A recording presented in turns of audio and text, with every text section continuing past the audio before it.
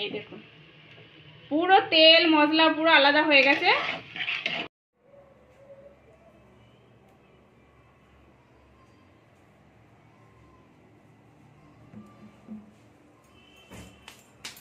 নমস্কার বন্ধুরা, তানভি ভিলেজ ফুডে সবাইকে স্বাগত। সবাই ভালো আছো? আমিও ভালো আছি। আজকে আমি একটা রেসিপি শেয়ার করছি, চটপটে পুরো রেসিপিটা। কুমড়ো দিয়ে রেসিপিটা বানাবো, পুরো চটপটে, খুব সুন্দর লাগবে খেতে। আর এটা অনেক রকমের খেয়েছেন, নিরামিষি খেয়েছেন, ডান্ডা খেয়েছেন কুমড়ো, কিন্তু এই রেসিপিটা একবার অন্তত বানিয়ে দেখবেন, খুব সুন্দর লাগবে, খেতেও ভালো লাগবে, রুটি ভাতের সঙ্গে দুটোতেই ভালো লাগবে। ভালো লাগলে লাইক করবেন, শেয়ার করবেন, সাবস্ক্রাইব করবেন আর পাশে থাকবেন। পুরনো বন্ধুদের জন্য অনেক, যারা পাশে আছেন পুরনো বন্ধুরা, তাদের জন্য অনেক ধন্যবাদ। যারা নতুন বন্ধুরা আসছে তারা একটা ভালো লাগলে একটা লাইক, একটা সাবস্ক্রাইব করে দেবেন প্লিজ। আমি এখানে এই কুমড়োটা নিয়েছি আর আলু নিয়েছি, এই কুমড়োটাকে আমি কেটে নিচ্ছি।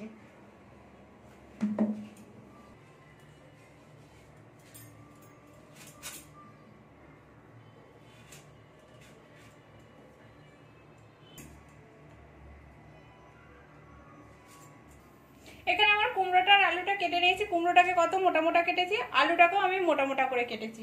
এখানে কড়াই বসিয়ে দিয়েছি, কড়াতে আমি তেল দিয়ে দেবো। এরকম তেল দিয়ে দিয়েছি, তেলটা একটু গরম হতে দেবো। এখানে তেলটা গরম হয়ে গেছে, এর মধ্যে আমি আলুগুলো দিয়ে দিচ্ছি।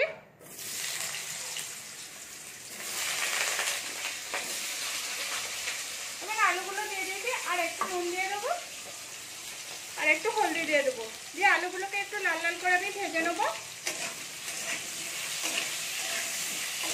আর যারা নতুন বন্ধুরা আছে, প্রথমে যারা দেখছেন ভিডিওটা একটা লাইক করবেন, আর ভালো লাগলে সাবস্ক্রাইব করে দেবেন। পুরনো বন্ধুরা কমেন্ট করছে ভালো লাগছে, আর আরও আমার ইচ্ছা যাচ্ছে রান্না করতে, মানে রেসিপি শেয়ার করতে আপনাদের সাথে।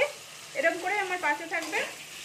আমি এরকম করে একটু আলুটাকে ভেজে নিচ্ছি লাল লাল করে একটু। এখানে আমার আলুগুলো লাল লাল করে ভাজা হয়ে গেছে, আমি এবার এটাকে তুলে নিচ্ছি।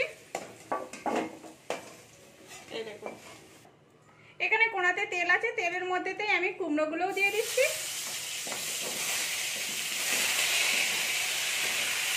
কুমড়োগুলোতে আমি কিছু হলদি দেবো, নুন দেবো না। নুন দিয়ে দিলে কুমড়োটা নরম হয়ে যাবে, পুরো ঘাঁটা হয়ে যাবে। আমি এখানে একটু হলদি দিয়ে একটু ভেজে নিচ্ছি, আর এটাতে আমি ঢাকাও দেবো না। এখানে আমার কুমড়োটাও একটু ভাজা হয়ে গেছে, আমি তুলে নিচ্ছি এটাকে। এই দেখুন, কুমড়োটা একটু একটু ভাজা হয়েছে, আমি কিন্তু বেশি ভাজা করি না। এই দেখুন, আর এখানে আমি ছোলা নিয়েছি, ছোলাটা আমি ভিজিয়ে রেখেছিলাম। এখানে কড়াই তেল দিয়ে দিয়েছি, তেলটা আবার গরম হয়ে গেছে। একটা তেজপাতা দিয়ে দিচ্ছি, দুটো শুকনো লঙ্কা, আর একটু পাঁচফোড়ন দিয়ে দিচ্ছি। এটাকে আমি একটু ভেজে নেব।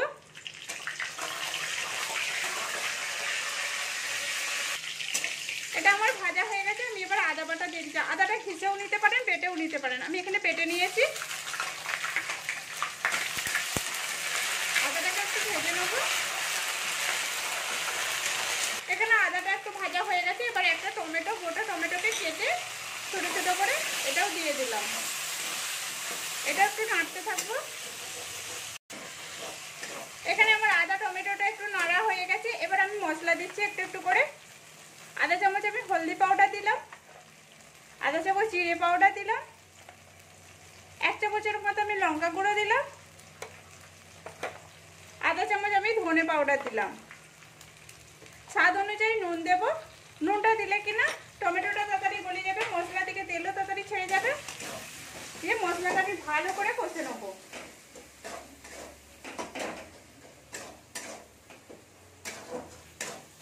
এই দেখুন, মশলাটা দিকে আস্তে আস্তে টমেটোটাও গলে যাচ্ছে, মশলা থেকে আস্তে আস্তে তেলও ছেড়ে যাচ্ছে। এই দেখুন,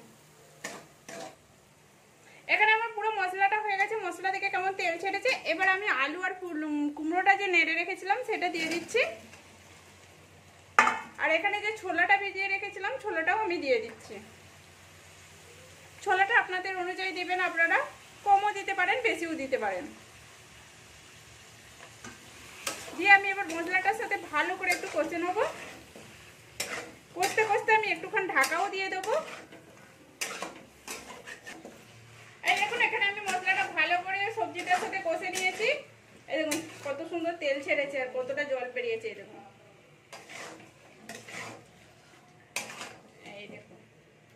পুরো তেল মশলা পুরো আলাদা হয়ে গেছে। এবার আমি এতে একটু জল দিয়ে দেবো সামান্য পরিমাণে, কেন আলুটা তো এখন আমার সিদ্ধ হয়নি, কুমড়োটাও একটু বাকি আছে। আমি একটু হালকা জল দিয়ে দেবো। এই দেখুন জল দিয়েছি কেমন, হালকা, বেশি জল দিই না, অল্প জল দিয়েছি। এবার এটা গ্যাসটা কম করে আমি ঢাকা দিয়ে দেবো। এখানে আমি তরকারিটা একটু ভালো করে নেড়ে নিচ্ছি আর দেখে নিচ্ছি কুমড়োটাও আমার হয়ে গেছে, আলুটাও আমার হয়ে গেছে। এর মধ্যে আমি এবারে একটু চিনি দিয়ে দিচ্ছি। এই দেখুন গ্যাস আর জলটাও কতটা কমে গেছে, পুরো গাঢ় গাঢ় টাইপের হয়ে গেছে।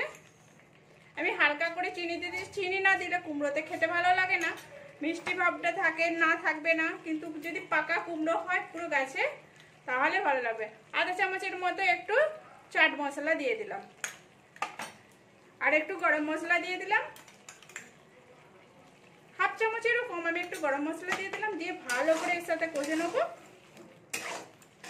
এই দেখুন মশলাটা আমি ভালো করে ঘেঁটে নিচ্ছি। এখানে ঘাটা হয়ে গেছে। এর মধ্যে এবার আমি একটু কস্তুরি মেথি দিয়ে দিচ্ছি, আধা চামচের মতো কস্তুরি মেথি হাতে করে আমি একটু ঘষে নিচ্ছি।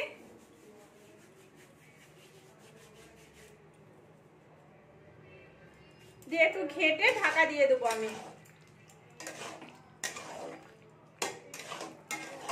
ঘেঁটে নিয়েছি, ঘেঁটে আমি ঢাকা দিয়ে দিচ্ছি এটাকে। এখানে আমার 5 মিনিট হয়ে গেছে। আমি কিন্তু গ্যাস বন্ধ করে দিয়েছি, কস্তুরি মেথি দেওয়ার সাথে সাথে গ্যাসটা বন্ধ করে দিচ্ছিলাম। এবার আমি নামিয়ে নিচ্ছি।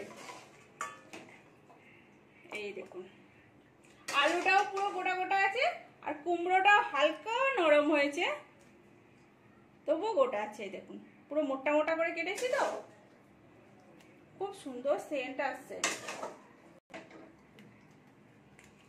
এই দেখুন সবজিটা কত সুন্দর হয়েছে।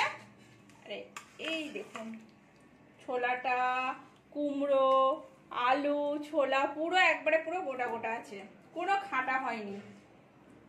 কেউ যদি আলু খেতে চান আলুও খেতে পারবেন, কুমড়ো চাইলে কুমড়োও পাবেন, ছোলা চাইলে ছোলাও পাবেন, পুরো আলাদা আলাদা করে আছে। আর সবজিটা বেশ মানে মাখা মাখা হয়েছে আর ভালোও লাগছে, রুটির সাথে ভাতের সঙ্গে খেতে খুব সুন্দর লাগবে। আপনারা একবার হলেও বাড়িতে বানিয়ে দেখুন, কেমন হয়েছে সেটাও বলুন। ঝাল মিষ্টি টক পুরো পাইল করা আছে কুমড়োর তরকারি। এরকম করে তরকারি একবার বানান কুমড়োর তরকারিটা, রুটি খাওয়া এবারে পুরো ভাত খাওয়া আর কোনো কুমড়োর তরকারি বানাতে ইচ্ছে যাবে না। এই তরকারিটা এত সুন্দর খেতে। প্লিজ ভালো লাগলে একটা লাইক করবেন, সাবস্ক্রাইব করবেন আর পাশে থাকবেন প্লিজ। এই দেখুন